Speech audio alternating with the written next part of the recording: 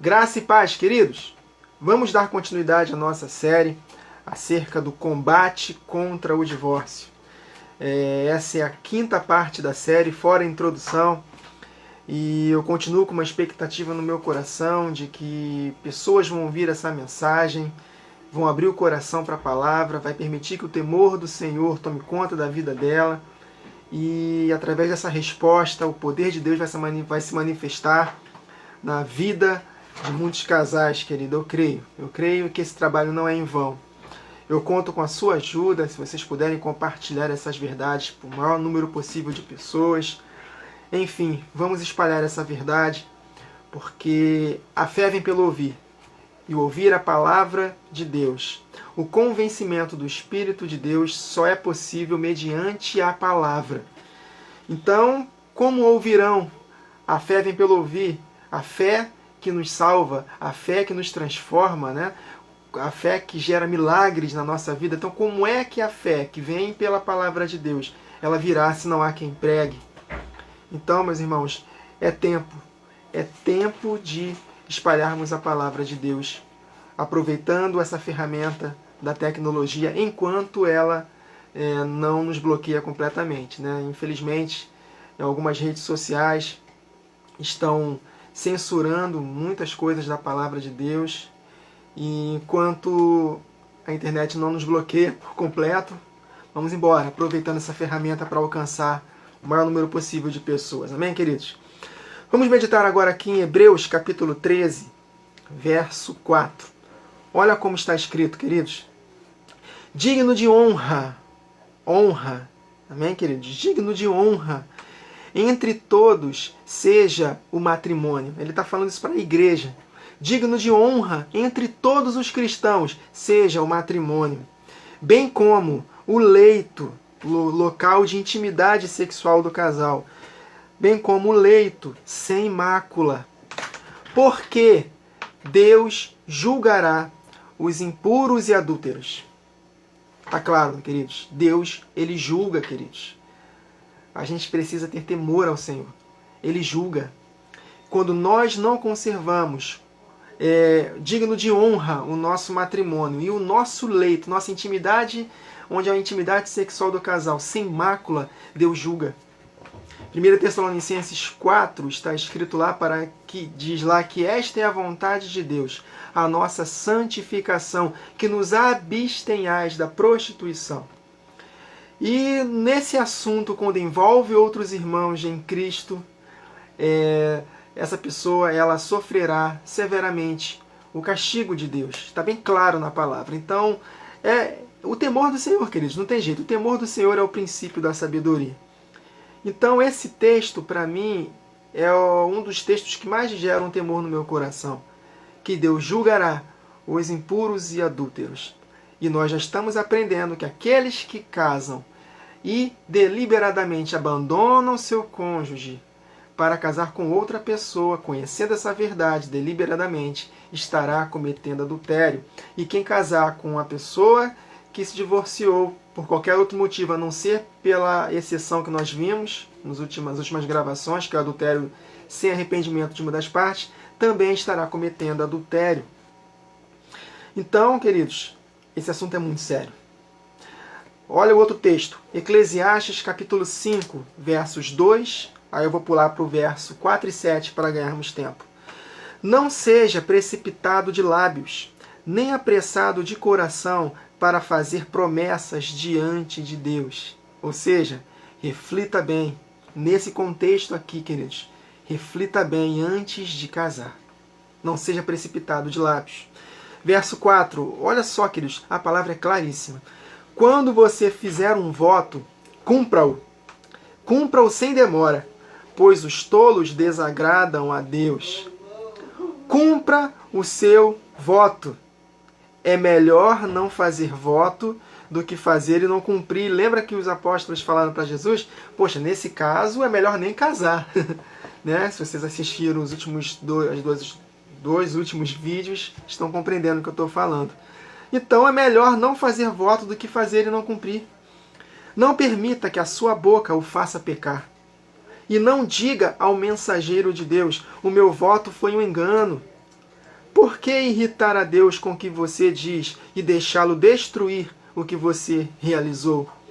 Em meio a tantos sonhos absurdos e conversas inúteis, tenha temor a Deus. Então, queridos, está claro. Fez um voto. Meus irmãos, quando nós casamos, nós fazemos um voto diante de Deus. Ainda que não tenhamos casado na igreja. Não tem necessidade de casar na igreja, queridos. Para Deus o que vale é a união do casal diante do civil.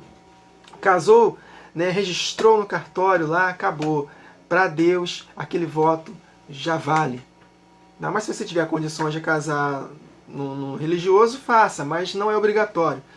Então, se você fizer um voto diante de uma testemunha, obviamente você estará fazendo voto diante de Deus, de que você jamais abandonaria aquele casamento. Seja na morte, aliás, seja na tristeza, na alegria, na saúde, na doença, não importa, não vamos nos separar. É um voto, queridos, e Deus atesta. Não se brinca com Deus. Fez um voto, cumpra.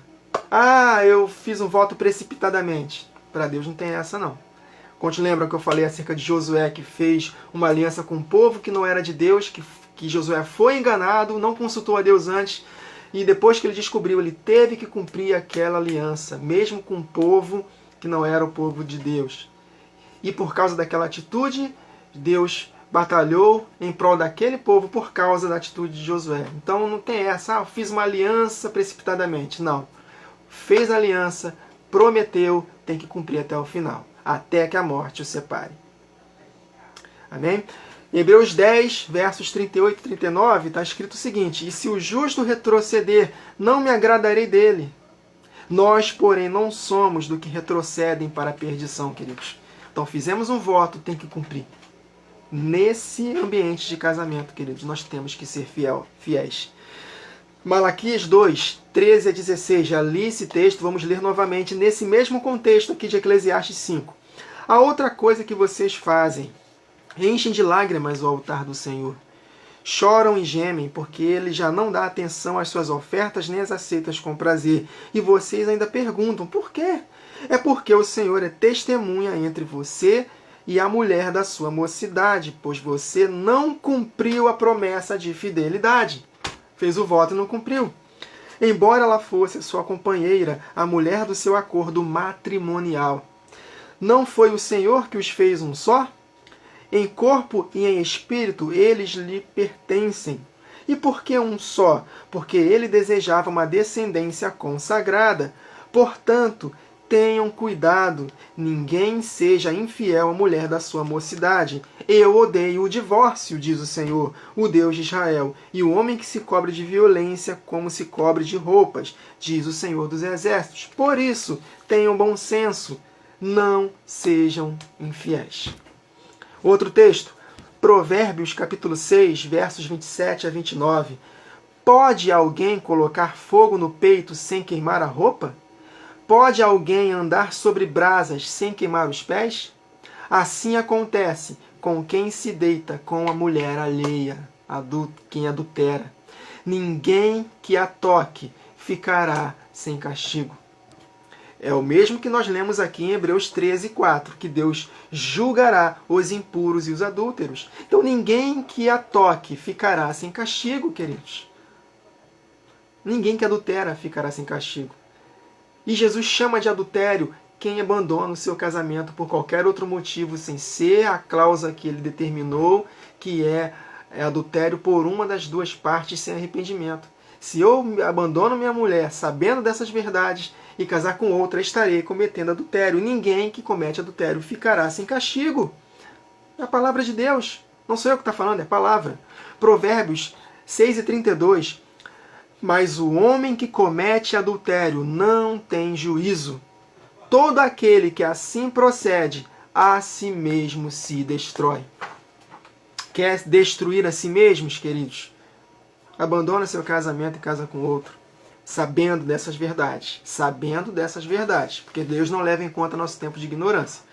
Se de hoje para trás, tudo que você fez, esquece. Está casado hoje, ainda que seja o 10º casamento. Casou, está conhecendo a verdade? agora já não tem mais desculpa pelo pecado. É até o fim.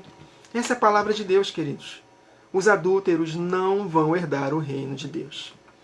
Então meditamos aqui hoje em mais alguns textos da palavra. Lemos Hebreus 13, 4, mencionei 1 Tessalonicenses 4, Eclesiastes 5, versos 2, 4 a 7, Hebreus 10, 38 a 39, lemos Malaquias 2, 13 a 16, Provérbios 6, 27 a 29 e 6 e 32, queridos. Ainda mencionei a questão de Josué, capítulo 10. Então, isso aqui é apenas algumas de diversas passagens na palavra. Como Deus leva a sério a questão do matrimônio. Então, queridos, que possamos não dar lugar ao diabo.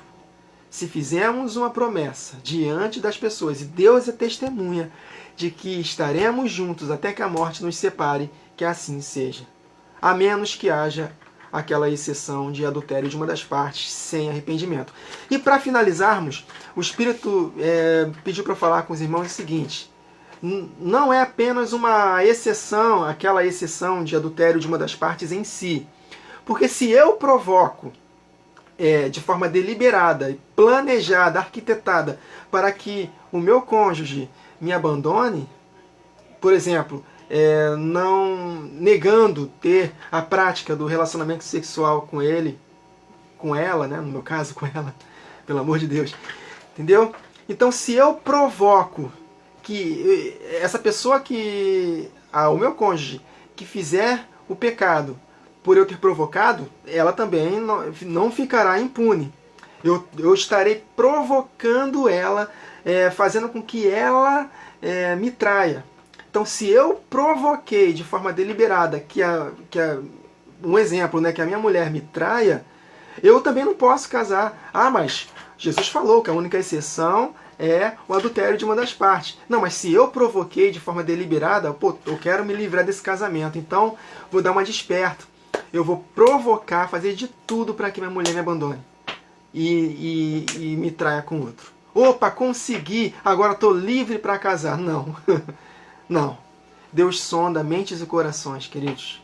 A palavra de Deus, ela é viva e eficaz, é mais penetrante do que a espada de 2 gumes e penetra até o ponto de dividir alma e espírito, juntas e medulas, e é apta para discernir os pensamentos e as intenções do coração. Deus conhece as intenções do nosso coração. Se nós fizermos isso, estaremos pecando duplamente. Ou seja, eu estarei sendo o pivô para que a minha mulher me traísse. Então eu vou ser culpado do sangue dela por ela ter me traído, por eu ter provocado isso. E eu vou ficar também pior porque ainda vou casar com outra pessoa achando que eu estou podendo casar com essa cláusula. Mas eu provoquei a separação. Também não vale, queridos. Tudo é uma questão do coração. Só há essa cláusula quando um dos dois trai sem você, que, por exemplo, for a pessoa traída, tenha provocado. De forma honesta. Você fez de tudo para salvar teu casamento, você fez de tudo, a pessoa te traiu. Aí não. Aí tudo bem, aí você pode casar. Agora, quando nós provocamos deliberadamente que a outra pessoa me trai, aí não. Aí Deus não vai considerar essa cláusula. Amém, queridos? A linha é muito fina, esse assunto é muito sério. Então que possamos batalhar pelo nosso casamento até o final, para a glória de Deus e vergonha de Satanás. Amém, queridos? Nunca podemos esquecer que outras vidas serão abençoadas através da nossa família estruturada e fortalecida no amor de Deus. Amém? Então até a próxima gravação. Que o Senhor nos abençoe.